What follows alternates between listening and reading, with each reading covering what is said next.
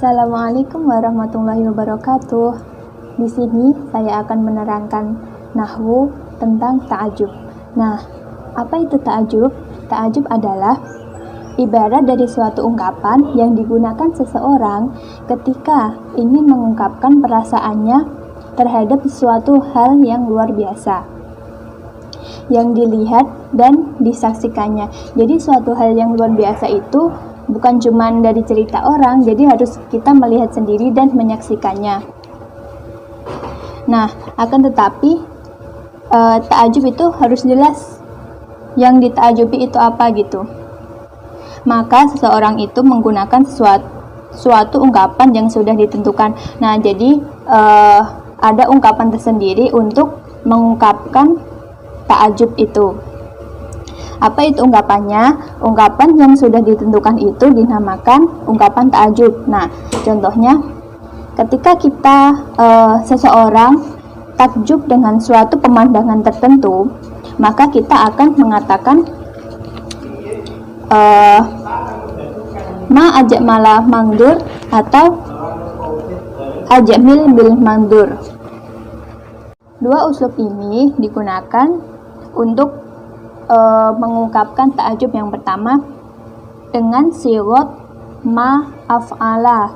Tadi yang pertama contohnya ma ajib malah mandur, dia mengikuti sigot ma af'ala, dan yang kedua mengikuti menggunakan sigot af'ala bi, seperti contoh yang kedua tadi ajamil bil mandori, seperti itu.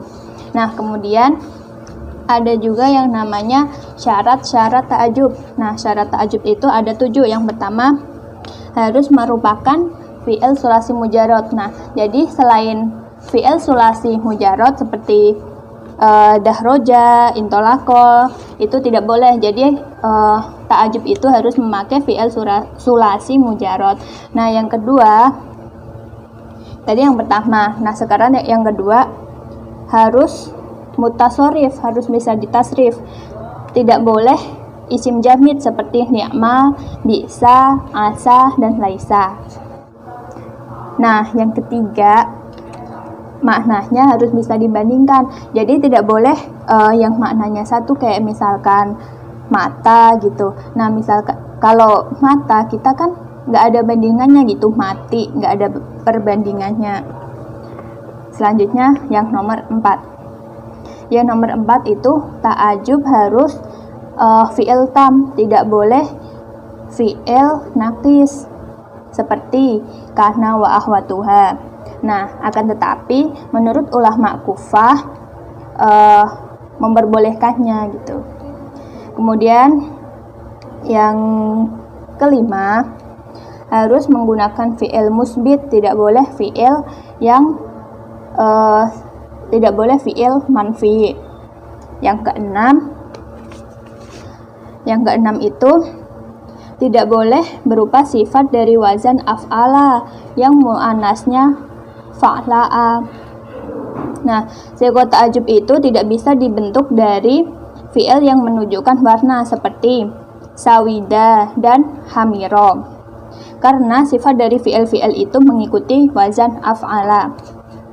Kemudian tidak bisa juga terbentuk dari fi'il-fi'il yang menunjukkan aib seperti hawila dan kawiro, karena sifat dari fi'il-fi'il yang menunjukkan aib itu juga mengikuti wazan af'ala yang mu'annasnya fa'la'a.